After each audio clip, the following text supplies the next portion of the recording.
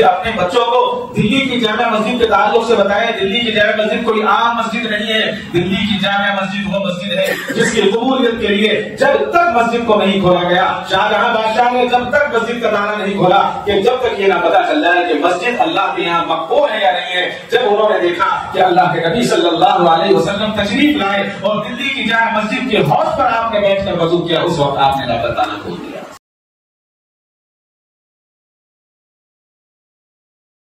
السلام علیکم ورحمۃ اللہ وبرکاتہ. الحمد للہ وحدہ واشهد ان لا اله الا الله وحده لا شريك له واشهد ان سيدنا ونبينا محمدا عبده ورسوله. اللهم صل على محمد وعلى آل محمد كما صليت على إبراهيم وعلى آل إبراهيم إنك حميد مجيد. اللهم بارك على محمد وعلى آل محمد كما باركت على إبراهيم وعلى آل إبراهيم إنك حميد مجيد. أما بعد فأعوذ بالله من الشيطان الرجيم.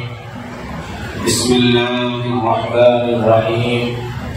ولا تحسبن الله غافلا عما يعمل الظالمون إنما يؤخرهم ليوم تشخص فيه الأبصار. صدق الله مولانا العظيم وصدق رسوله النبي الكريم وعلى آله وأصحابه أجمعين والحمد لله رب العالمين. برادران اسلام، بزرگوں اور بھائیوں، قرآن کریم کی ایک آیت تلاوت کی ہے جس کا ترجمہ ہے اور ہرگز اللہ کو بے خبر نہ جاننا ظالموں کے کام سے انہیں ڈھیل نہیں دے رہا ہے مگر ایسے دن کے لیے جس میں آنکھیں کھلی کی کھلی رہ گئی.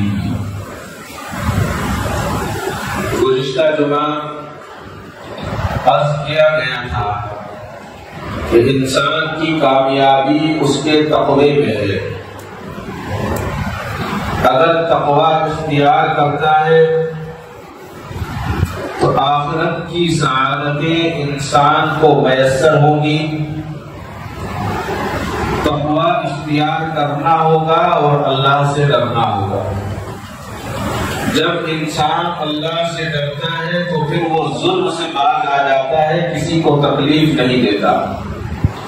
اگر اللہ سے ڈر نہیں ہے تو پھر وہ تکلیف دینے والا ہوتا ہے اور خود کو خدائی کا دعویٰ کرتے ہوئے اپنے سے کمزور پر ظلم کرتا ہے، اپنے سے کمزور کو مارتا ہے، اپنے سے کمزور کو دباتا ہے. غصہ بڑا سمجھدار ہے.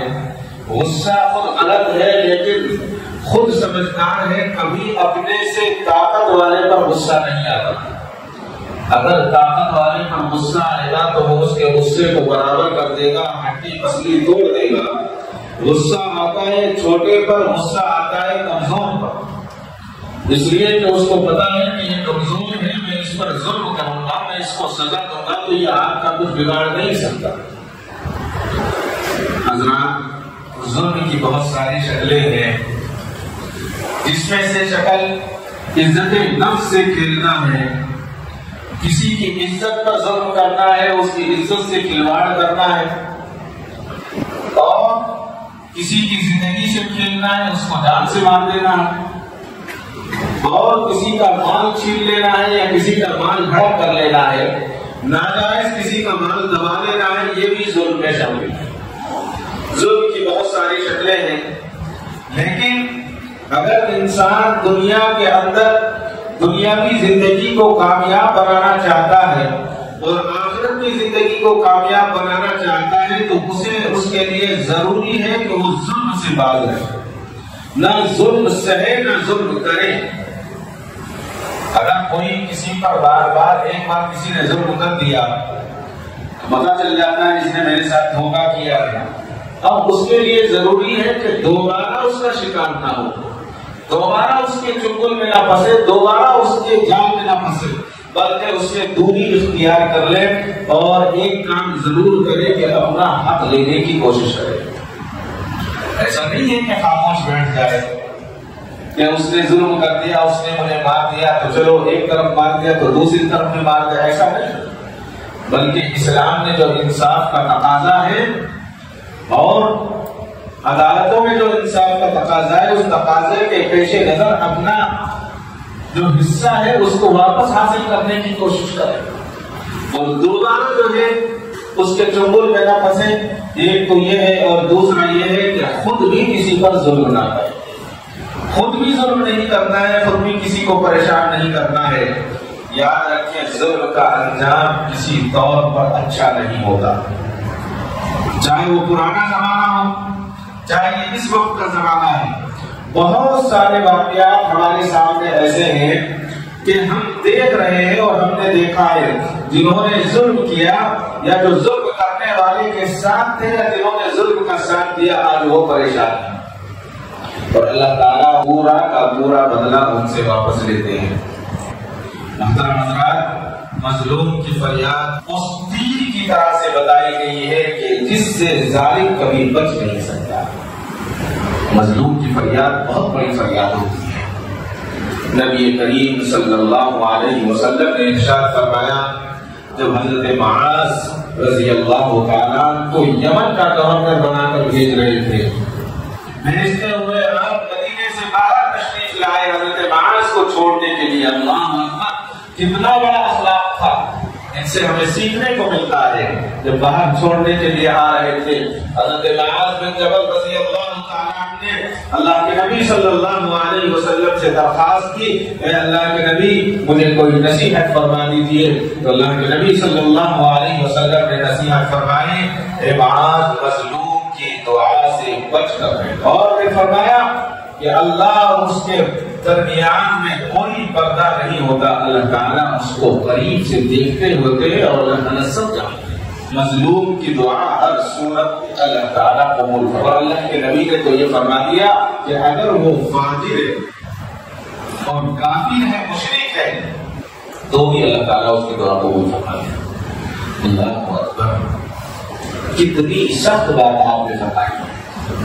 اللہ کے نبی صلی اللہ علیہ وسلم نے ارشاد فرمایا، مظلوم کی دعا رد نہیں ہوتی چاہے دعا کرنے والا فاجر ہی ہو۔ اللہ اکبر۔ اور ایک دوسرے مقام پر حضور اکرم صلی اللہ علیہ وسلم نے ارشاد فرمایا، مظلوم کی بد دعا سے بچو، وہ کافر ہی کیوں نہ ہو۔ بلا شبہ اللہ تعالیٰ اور اس کے مابین کوئی پردہ نہیں ہوتا ہے۔ اللہ اکبر، کتنی سخت وعیدیں فرمائی اور فرمایا، اے انسان تو کتنا غافل ہے، ظلم کرنے کے بعد تو سو جاتا ہے، لیکن مظلوم کی آنکھیں سوتی نہیں ہے، اس کا دل درد سے کر رہتا ہے، وہ آہ نکلتی ہے اور اس آہ کو اللہ تبارک و تعالیٰ دیکھتے ہیں، سنتے ہیں اور اس کو سمجھتے ہیں۔ مسلمان کو یہ سمجھایا گیا ہے کہ ہر وقت اللہ سے ڈرنا چاہیے، اور ڈرنے کے لیے کیا ہے؟ سب سے بہترین چیز یہ ہے کہ تقویٰ ہے، تقویٰ حاصل کرنا چاہیے، ہم وقت اللہ سے ڈرنا چاہیے کہ پتہ نہیں کب کیا ہو جائے۔ تو اللہ تعالیٰ اس ڈر کے صدقے، اس ڈر کے توفیق اللہ تعالیٰ جو ہے اس کی حفاظت فرماتے ہیں، اور اللہ تعالیٰ اپنی خوشنودی اور رضا عطا فرماتے ہیں۔ تاریخ کی کتابوں میں لکھا ہے کہ خالد بن عبداللہ بہت بڑے تاجر اور بڑی ریاست کے مالک تھے۔ ایک مرتبہ معاملہ ایسا الٹا آیا کہ ان کے اور ان کے بیٹے کو جیل میں ڈال دیا گیا۔ خالد بن عبداللہ کو اور ان کے بیٹے کو جیل ہو گئی۔ کہاں تو خوب اللہ نے نوازا تھا، مال و دولت تھی، عزت و شہرت تھی، جیل کے اندر تھے باپ اور بیٹے۔ بیٹے نے باپ سے کہا، ابا جان کیا وجہ ہے کہ ہم نے عزت کی زندگی گزاری، شان و شوکت کی زندگی ہماری گزر رہی تھی، اور آج ہمیں ہمیں قید کی تکلیفیں اور صعوبتیں برداشت کرنی پڑ رہی ہیں، ہم قید میں ہیں۔ تو خالد بن عبداللہ نے کہا بیٹا یاد رکھو ہم اپنی عیش کی زندگی میں تھے اور ہم اپنی عیش کی زندگی میں مست ہو کر ہم نے مظلوم کی آواز اپنے کانوں تک نہیں سنی، مظلوم کے کان پر ہم نے کان نہیں دھرا۔ یعنی اگر کوئی مظلوم ہمارے پاس آیا کہ ہمیں انصاف چاہیے، ہمیں فلاں سے انصاف دلانا، تو ہم نے انصاف دلانے کی کوشش نہیں کی۔ اس کی سزا ہمیں یہ ملی ہے کہ اللہ نے ہمارے پاس مال و دولت ہونے کے باوجود آج ہمیں جیل میں ڈال دیا، یہ اس کی سزا ہے۔ مظلوم کی آہ کیسی ہوتی ہے؟ مظلوم کی آہ کو سمجھنے کے لیے ہمیں واقعات کی کتابوں کو دیکھنا پڑے گا، حالات کا جائزہ لینا پڑے گا۔ حضرت مالک بن دینار رحمۃ اللہ علیہ، کون نہیں جانتا حضرت مالک بن دینار رحمۃ اللہ علیہ کو؟ حضرت مالک بن دینار فرماتے ہیں کہ ایک مرتبہ بخار تھا، میں گھر سے کسی کام کے لیے نکلا، جب گھر سے کسی کام کے لیے باہر نکلا تو باہر کچھ پولیس والے گھوم رہے تھے۔ حضرت مالک بن دینار رحمۃ اللہ علیہ کو کچھ پولیس والوں نے پکڑا اور زمین پر الٹا لٹا دیا اور لٹا کر کوڑے دے کر حضرت مالک بن دینار کی کمر پر باندھنے شروع کر دیا۔ ایک تو بخار کی حالت، تکلیف میں ہے، کسی کام سے نکلے ہیں ضروری، بخار میں کوئی آدمی باہر نہیں جاتا، مجبوری تھی، اور اس حالت میں حضرت مالک بن دینار کی پٹائی شروع کر دی۔ اب تکلیف بڑھ گئی، حضرت مالک بن دینار فرماتے ہیں کہ میری تکلیف اتنی زیادہ تھی کہ میں بخار کی تکلیف کو بھول گیا اور کوڑے کی تکلیف زیادہ لگ رہی، چمڑے کا کوڑا ہوا کرتا تھا۔ حضرت مالک بن دینار کو ٹھیس پہنچی اور دل سے آہ نکلی، اور آہ نکلتے ہی ان کی زبان سے ایک جملہ نکلا کہ میں اللہ سے تیرے لیے بد دعا کرتا ہوں کہ اللہ تعالیٰ تیرے دونوں ہاتھ کاٹ۔ یہ وہ بزرگان دین تھے جو کسی کو بد دعا نہیں کیا کرتے، ظلم سہ لیتے اور خاموش ہو جاتے، لیکن ظلم اتنا شدید تھا کہ ان کی زبان سے بد دعا نکلی کہ اللہ تیرے ہاتھوں کو کاٹ دے۔ حضرت مالک بن دینار فرماتے ہیں کہ میں دوسرے دن گھر سے باہر نکلا، دیکھتا کیا ہوں کہ اس کے دونوں ہاتھ کٹے ہوئے ہیں اور اسے اپنے گلے میں ڈال رکھا ہے، اور وہ ڈال کر اس کو گھوم رہا ہے۔ اسی کو کسی بزرگ نے کہا مظلوم کی دعا کا شکار ہونے سے بچنا چاہیے۔ کچھ لوگ دنیا میں خوف خدا کا دامن تھام لیتے ہیں، پھر اللہ تعالیٰ ان کے لیے راہ آسان فرما دیتے ہیں۔ حضرت مالک بن دینار کی دعا اللہ تعالیٰ نے فوراً قبول کی اور اس کے دونوں ہاتھ کاٹ دیے۔ یہ مظلوم کی بات ہوتی ہے۔ ہندوستان کی ایک شاعرہ نے کہا تھا مظلوم کے دل کا ہر نالہ تاثیر میں ڈوبا ہوتا ہے، مظلوم کے دل کا ہر نالہ تاثیر میں ڈوبا ہوتا ہے، فرعون کا جب سر اٹھتا ہے موسیٰ کو ہی پیدا ہوتا ہے۔ آج 6 دسمبر کا دن ہے، 6 دسمبر کا دن ہندوستان کی تاریخ کا سب سے سیاہ دن ہے، اس لیے اس تاریخ میں ہماری بابری مسجد کو شہید کیا گیا تھا۔ یہ ظلم تھا مسلمانوں، یہ ظلم ہوا ہے مسجد پر، یہ ظلم ہوا ہے، یہ حملہ ہوا ہے ہمارے ایمانوں پر۔ یہی بتایا گیا ہے کہ جب ظلم ہوتا ہے اور اس کے دل سے جو آگ نکلتی ہے وہ اللہ تعالیٰ اس کو سن لیتے ہیں۔ ابو نعیم میں نقل کیا گیا ہے کہ سارے عابد گزار شخص تھے، ان کا کسی آدمی سے اختلاف ہو گیا اور تھوڑا سا تو میں ہو گئی، تو اس شخص نے ان بزرگ کو فوراً پیٹ میں گھسا، جبکہ ان کی غلطی نہیں تھی۔ جیسے ہی پیٹ میں گھسا مارا بڑی تکلیف ہوئی، انہوں نے بد دعا کی اور انہوں نے کہا جس ہاتھ سے تو نے مارا ہے میں اللہ سے بد دعا کرتا ہوں کہ یہ ہاتھ سوکھ جائے۔ تاریخ میں لکھا ہے وہی ہاتھ اس کا سوکھ گیا، وہی ہاتھ سوکھ گیا۔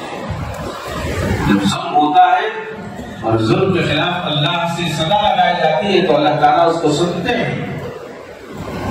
ایک شخص جو ہے کافی پہلے ہمارے یہاں دواخانے میں جو ہے علاج کے لیے آیا کرتے تھے، کافی بڑی گاڑی تھی ان کی ماشاءاللہ، بزرگ آدمی تھے۔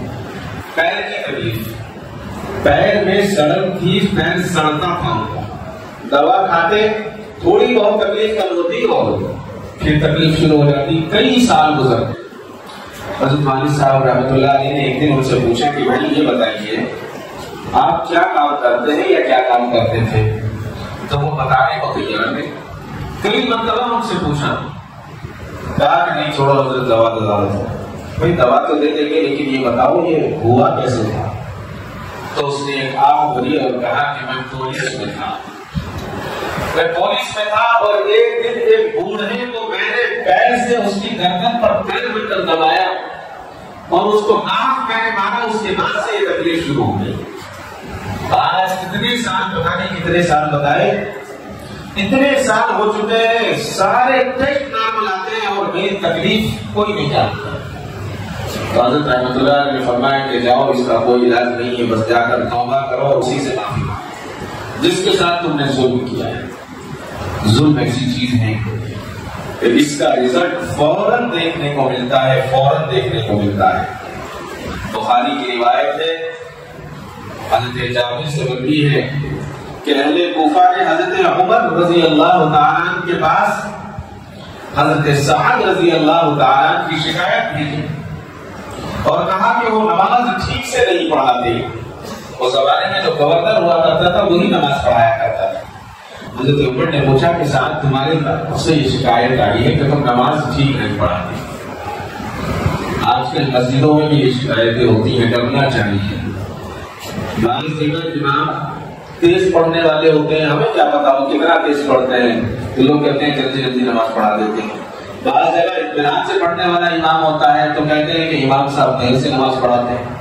وہ امام کا معاملہ ہے, ہم ان کی تابع ہیں, وہ ہمارے تابع نہیں. لہٰذا جیسے وہ نماز پڑھا رہے ہیں پڑھنی نہیں چاہیے.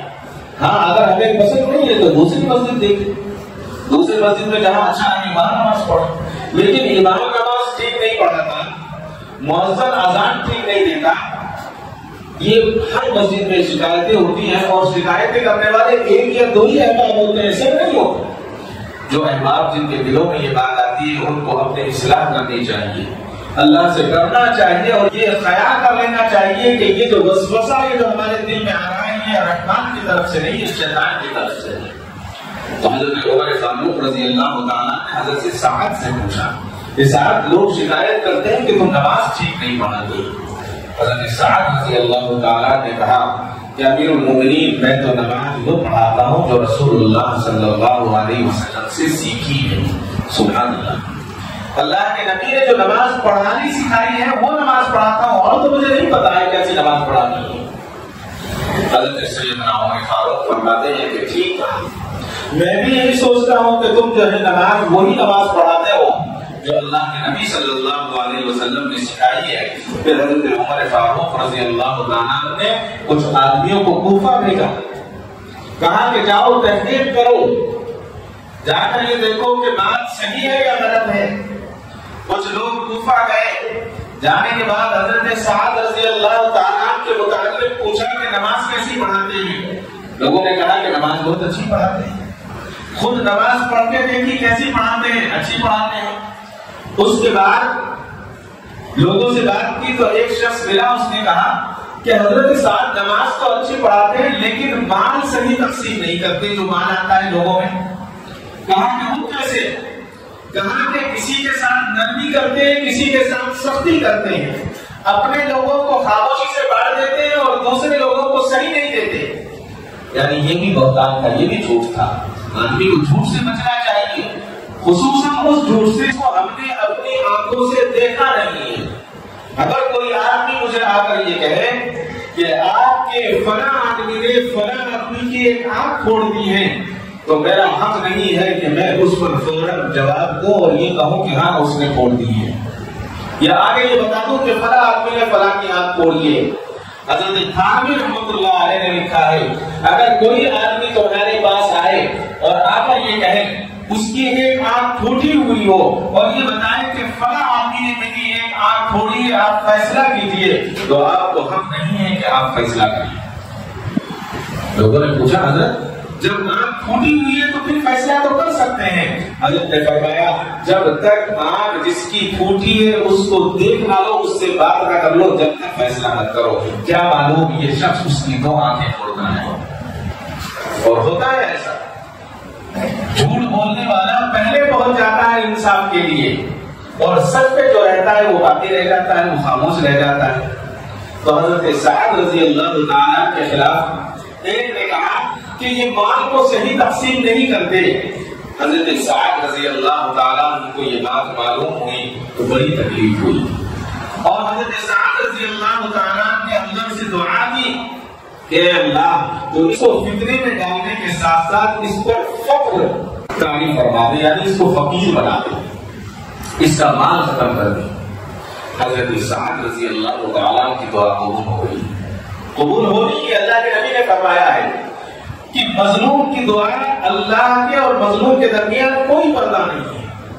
دعا قبول ہوئی، اور وہ شخص جس نے حضرت سعد رضی اللہ تعالیٰ کے خلاف بکواس کی تھی، جھوٹ بولا تھا، جب وہ بوڑھا ہو گیا، بوڑھا ہونے کے بعد جب وہ گلیوں کے پاس سے گزرا کرتا تھا تو آنے جانے والی خواتین کو چھڑا دیتا تھا۔ بتائیے، وہ تو بزرگوں کا زمانہ تھا، صحابہ کے زمانے میں ایسا واقعہ، تو لوگوں نے کہا کہ تم یہ حرکت کیوں کرتے ہو؟ تم آتے جاتے عورتوں کو چھیڑتے ہو، بدتمیزیاں کرتے ہو، نازیبا حرکتیں کرتے ہو، اور فقیر ہو گئے ہو، تمہارے پاس کچھ نہیں ہے۔ تو وہ کہا کرتا تھا کہ مجھے سعد کی دعا نے مجھے بیکار کر دیا ہے، اور میں کوشش کرتا ہوں کہ میں اشارے نہ کروں، میں کوشش کرتا ہوں یہ حرکتیں نہ کروں، لیکن سعد کی بد دعا نے مجھے فتنوں میں مبتلا کر دیا ہے، اور نہ چاہتے ہوئے بھی میرے جسم سے یہ اشارے نکلتے ہیں۔ نہیں چاہتا کہ میں کسی کو نہ چھیڑوں، پھر بھی میں کسی کو چھیڑ دیتا۔ وہ کہتا ہے کہ یہ حضرت سعد رضی اللہ تعالیٰ کی بد دعا کا نتیجہ ہے۔ آج انصاف کا دن ہے، ہمیں نہ تو کسی پر ظلم کرنا ہے اور نہ ظلم سہنا ہے۔ یہ بھی یاد رکھیں کہ ظلم سہنا بھی مناسب نہیں، اسلام نے اس کی بھی اجازت نہیں۔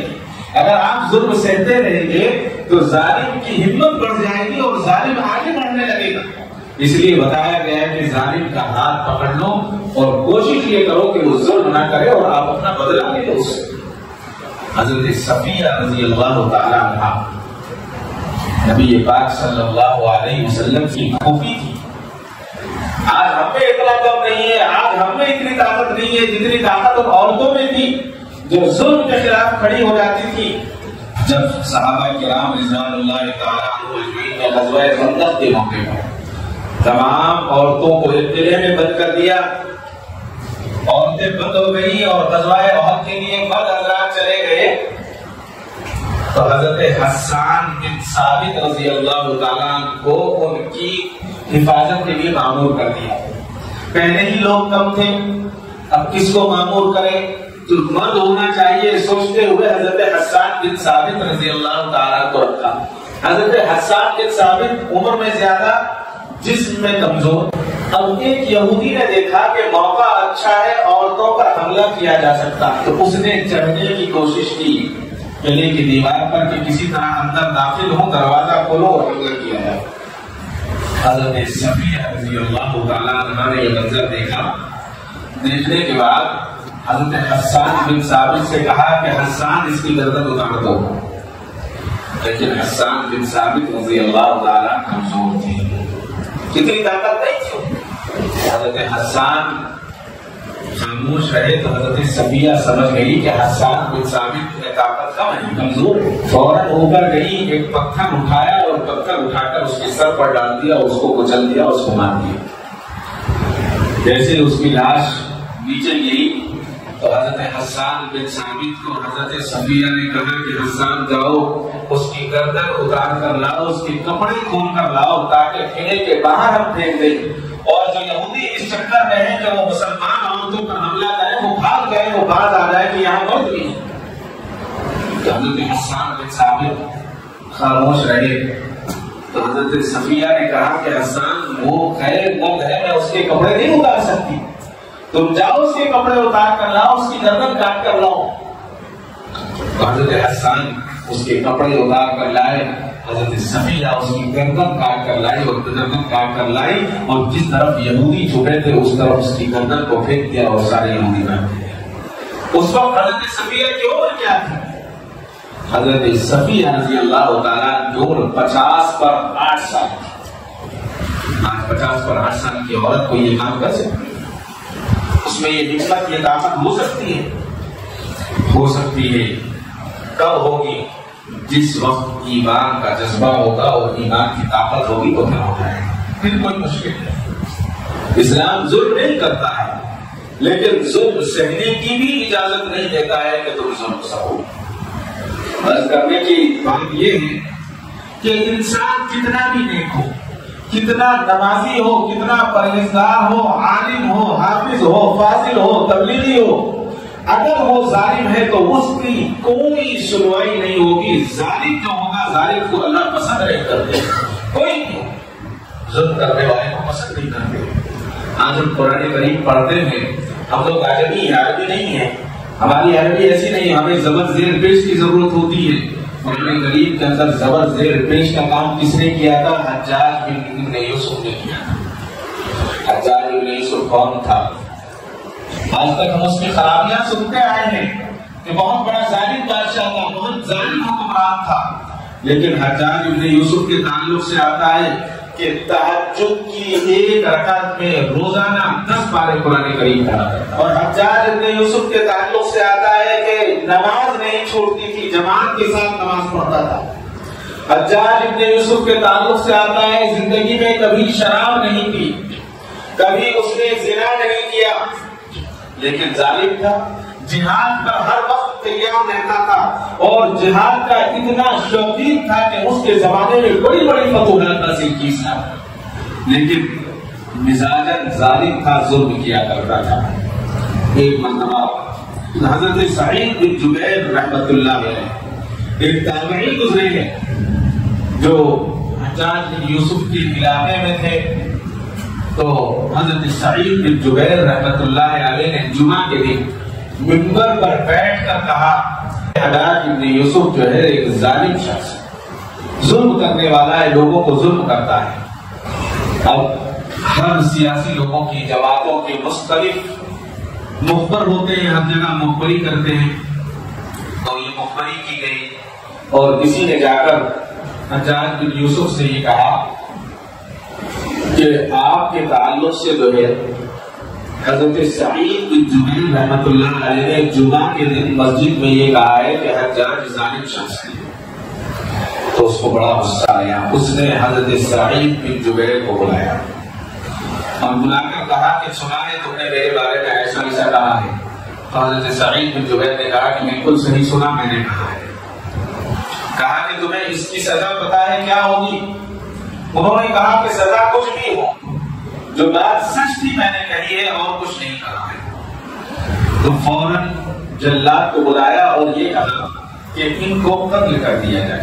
حضرت سعید بن جبیر رحمۃ اللہ علیہ کو قتل کر دیا جائے. تو جب قتل کرنے کے لیے لے جانے لگے تو حضرت سعید بن جبیر رحمۃ اللہ علیہ مسکرانے لگے. تو حجاج نے پوچھا بلا کر کیوں مسکرا رہے ہو؟ تو انہوں نے کہا کہ میری مسکرانے کا مسئلہ یہ ہے کہ میں اس لیے مسکرا رہا ہوں کہ اللہ تعالیٰ مجھے تو شہادت کا مرتبہ دے رہے ہیں، اللہ تعالیٰ تجھے ڈھیل دے رہے ہیں، تجھے اللہ تعالیٰ سبق سکھانے کے لیے اور ڈھیل دے رہے ہیں. تو کہا کہ اچھا. غصے میں آیا اور کہا کہ ان کو باہر لے جا کر قتل نہیں کرنا، میرے دربار میں میرے سامنے ذبح کیا جائے.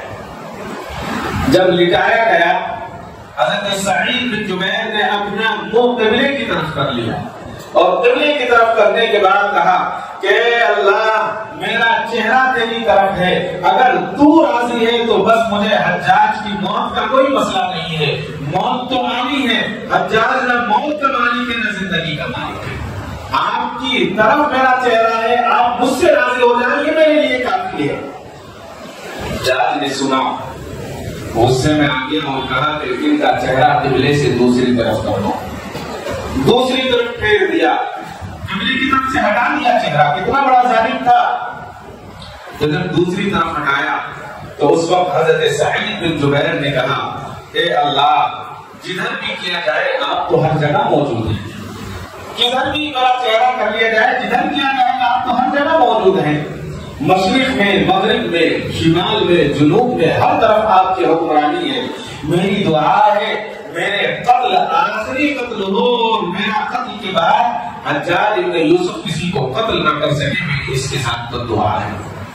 اب میری دعا قبول فرمائیں۔ اب اتنا کہتے ہی حضرت سعید بن جبیر رحمۃ اللہ علیہ کو ذبح کر دیا گیا، اور ذبح کرنے کے بعد دربار خون سے لبریز ہو گیا۔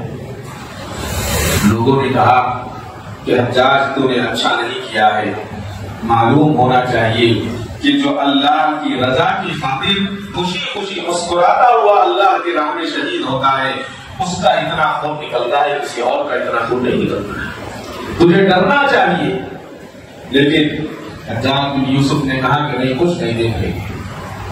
اب اس کو کیا معلوم تھا کہ حضرت سعید بن جبیر کی دعا اللہ تعالیٰ سن رہے تھے، اللہ تعالیٰ نے اس کی دعا کو قبول کر لیا، اور اسی رات سے اس کو ایک بیماری میں مبتلا کر دیا۔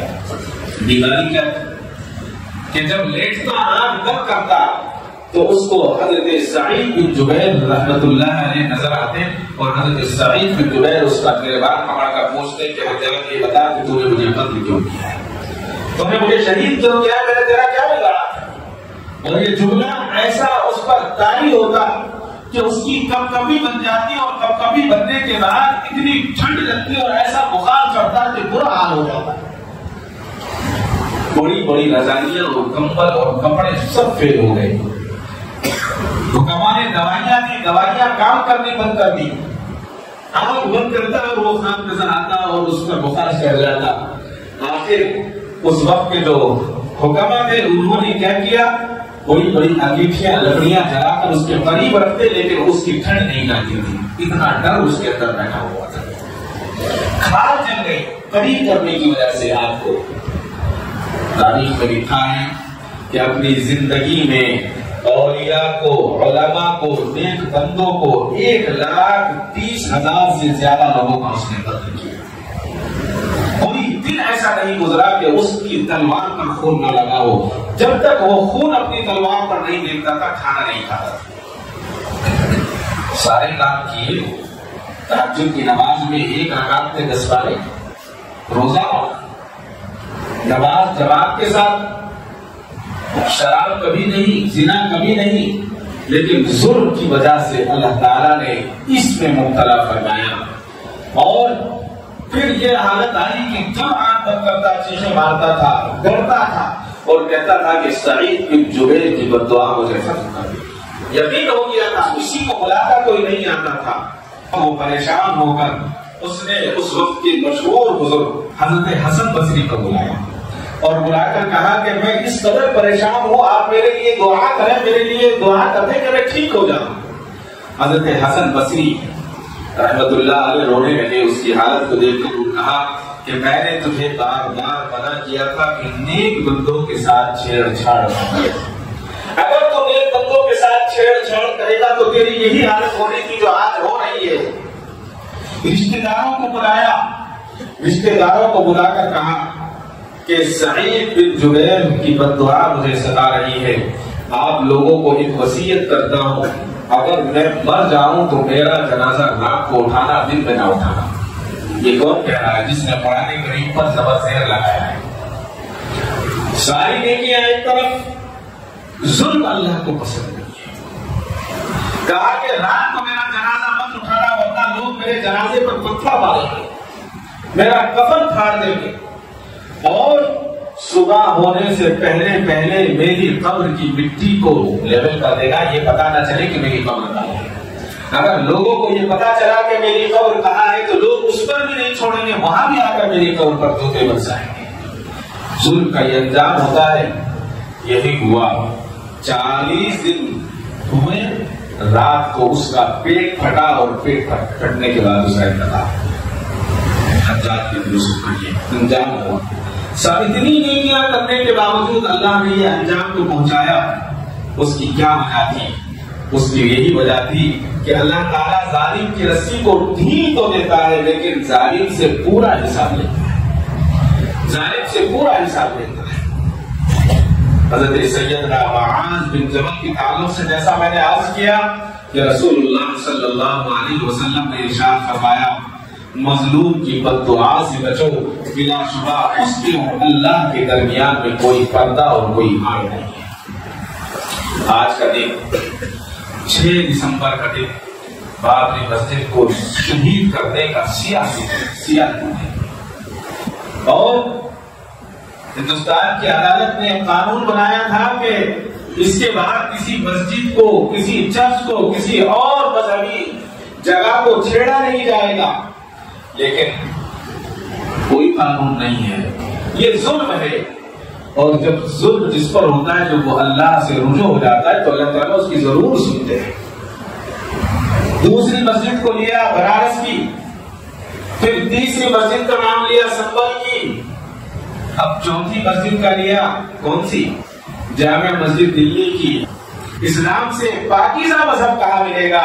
اللہ کے نبی صلی اللہ علیہ وسلم نے دس دیا ساری دنیا کو، مسجد نبوی کی بنیاد رکھی، معلوم ہوا کہ اس میں تھوڑی سی زمین یتیموں کی ہے، ان یتیموں کو بلایا گیا اور ان کا پورا کا پورا پیسہ ادا کیا گیا، اس کے بعد مسجد بنائی گئی۔ کوئی مسلمان، کوئی ایمان والا مسجد بناتا ہی نہیں ہے جب تک وہ جگہ اس کی نہ ہو یا صحیح جگہ نہ ہو۔ اور ہمارا یہ یقین ہے، ہمارا یہ ایمان ہے، مسجد اسی جگہ بنے گی جس جگہ کو اللہ پسند کرتے ہیں۔ کسی مندر کو توڑ کر مسجد نہیں بنا دیتے۔ آج یورپ میں مسجدیں بن رہی ہیں، بڑے بڑے چرچ مسجدوں میں تبدیل ہو رہے ہیں، لیکن آپ تاریخ کو اٹھائیے، کوئی چرچ کسی مسلمان نے کسی سے زبردستی نہیں کیا، اس کی رقم ادا کی، اس کی قیمت ادا کی، اس کے بعد مسجد کی شکل دی ہے۔ کبھی کسی چرچ پر ہم نے قبضہ نہیں کیا، کبھی کسی مندر پر قبضہ نہیں کیا۔ اب اجمیر کی درگاہ پر چلے گئے، ان کے دادا پردادا سکڑ دادا کتنے دادا ہوں گے جو اس زمانے میں بھی نہیں تھے، آج کی نہیں ہے۔ اجمیر کی درگاہ جو ہے حضرت خواجہ معین الدین چشتی اجمیری آج سے نہیں ہے، 850 سال پہلے تھے۔ 850 سال پہلے کی بات اب کہتے ہیں کہ وہاں بھی ہے۔ اصل بات بتانی یہ ہے کہ کوئی بھی جب ظلم ہوتا ہے اس ظلم کو اللہ تعالیٰ بالکل برداشت نہیں کرتے۔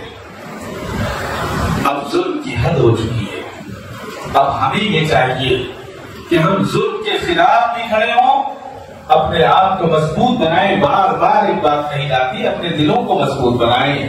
اور گزشتہ جمعہ میں عرض کیا تھا، دلوں کو مضبوط بنانے کا 2 راستے ہیں۔ پہلا راستہ تقویٰ اختیار کرو اور دوسرا راستہ اللہ کا ذکر کرو۔ مسجدوں کو آباد کرو، جو مسجدیں ہمارے پاس ہیں ان مسجدوں کو جمعہ کے دن ہمارے یہاں ایک نمازی رہتے ہیں، جس علاقے میں ہمیں جہاں نماز کا وقت ہے نماز پڑھ، ہمیں کوئی ناریل لے جانے کی ضرورت نہیں ہے، ہمیں کوئی موم بتی لے جانے کی ضرورت نہیں ہے۔ اللہ تعالیٰ نے ایسا نظام بنایا کہ جب مسجد میں جاتے ہیں اگر ہمارے ہاتھ اور پیر گندے ہوتے ہیں تو منہ بھی صاف ہو جاتے ہیں، اور جب اللہ کے سامنے جھکتے ہیں تو دل بھی صاف ہو جاتا ہے۔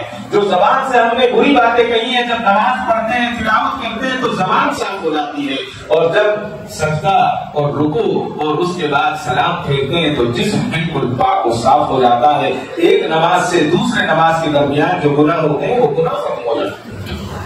اتنا آسان طریقہ ہے، لیکن ہم مسجدوں کو ہم آباد نہ کر کے ہم اپنی تاریخ کو بول رہے ہیں۔ ہمیں یاد ہونا چاہیے، آج ایک نسل جا چکی ہے جو جن لوگوں نے مسجدوں کے لیے، بابری مسجد کے لیے اپنی قربانیاں دی تھی، آج وہ نسل زندہ نہیں ہے، وہ نسل آرام کر رہی ہے۔ آج تو وہ نسل باقی ہے جنہوں نے ان حالات کو دیکھا تھا۔ آج ہمیں ضرورت ہے کہ ہم اپنے بچوں کو بابری مسجد کے تعلق سے بتائیں، اپنے بچوں کو دلی کی جامع مسجد کے تعلق سے بتائیں۔ دلی کی جامع مسجد کوئی عام مسجد نہیں ہے، دلی کی جامع مسجد وہ مسجد ہے جس کی قبولیت کے لیے جب تک مسجد کو نہیں کھولا گیا، شاہجہاں بادشاہ نے جب تک مسجد کا تالا نہیں کھولا کہ جب تک یہ نہ پتا چل جائے کہ مسجد اللہ کے یہاں مقبول ہے یا نہیں ہے، جب انہوں نے دیکھا کہ اللہ کے نبی صلی اللہ علیہ وسلم تشریف لائے اور دلی کی جامع مسجد کی حوض پر آپ نے بیٹھ کر وضو کیا، اس وقت آپ نے جا کر تالا کھول دیا۔ یہ مسجدیں کوئی عام مسجدیں نہیں ہیں۔ جن لوگوں نے دلی کی جامع مسجد دیکھی ہے جائیں دلی کی جامع مسجد پر اور جا کر وضو خانے کو دیکھیں، وضو خانے کے ایک کونے پر اسٹیل کی گرل لگی ہوئی ہے، وہاں کوئی بیٹھ نہیں سکتا، اس لیے لگائی گئی ہے کہ اس جگہ اللہ کے نبی صلی اللہ علیہ وسلم نے بیٹھ کر وضو کیا۔ یہ اسلام کوئی عام مذہب نہیں ہے۔ ہم اپنے اسلام کے تعلق سے، اپنی تاریخ کے تعلق سے اپنے بچوں کو بتائیں۔ دلی جاتے ہیں لوگ، لال قلعہ دیکھ کر آ جاتے ہیں، دلی جاتے ہیں قطب مینار دیکھ کر آ جاتے ہیں. دیکھیے بالکل دیکھیے. کسی کو یہ نہیں پتا ہوگا اس مجمع کے اندر لال قلعے کا نام کیا ہے. کوئی بتا دے مجھے لال قلعے کا کیا نام تھا؟ کسی کو نہیں. سب لال قلعہ کا لال قلعہ ہے. اپنی تاریخ کو پڑھیں، اپنی تاریخ کو جانیں کہ ہماری تاریخ کیا تھی، ہماری مسجدیں کیا تھی. ایک اکبری مسجد چند سال پہلے لال قلعے کے سامنے نکلی، کھدائی کے درمیان اس کو فوراً دبا دیا گیا. بڑی مسجد تھی، اکبری مسجد کے نام سے اس زمانے میں تھی. وہ مسجد نیچے رہ گئی ہوگی، لیکن تاریخ کو مسخ کرنے کی کوشش کی جا رہی ہے. تاریخ اگر قوم بھول جاتی ہے تو پھر قوم مٹ جاتی ہے. علامہ اقبال نے کہا تھا کہ جو آدمی اپنی تاریخ کو یاد نہیں کرتا وہ قوم ختم ہو جاتی ہے. اپنی تاریخ کو بھی یاد رکھیں اور آج جو ظلم ہو رہا ہے ظلم کے خلاف بھی کھڑے ہوں اور اپنے آپ کو مضبوط کریں. ہزاروں ظلم ہو مظلوم پر تو چپ رہے دنیا. آج کا یہ حال ہے. ہزاروں ظلم ہو مظلوم پر تو چپ رہے دنیا. اگر مظلوم کچھ بولے تو دہشت گرد کہتی ہے. اگر آپ نے کچھ کہا تو دہشت گرد کہا جائے گا. کب تک کہیں گے؟ کہتے رہیں. زندگی ایک بار ملتی ہے، بار بار نہیں ملتی، اور ایک بار ہی جاتی ہے اور ویسے ہی جاتی ہے جیسے اللہ تعالیٰ چاہتے ہیں. اگر زندگی اچھی جگہ چلی جائے تو اس سے بہتر کچھ نہیں ہے. اللہ تعالیٰ مجھے اور آپ کو کہنے سننے سے زیادہ عمل صالح کی توفیق عطا فرمائے. وآخر دعوانا الحمدللہ رب العالمین. کعبے پہ پڑی جب پہلی نظر، کیا چیز ہے دنیا بھول گیا، کیا چیز ہے دنیا بھول گیا.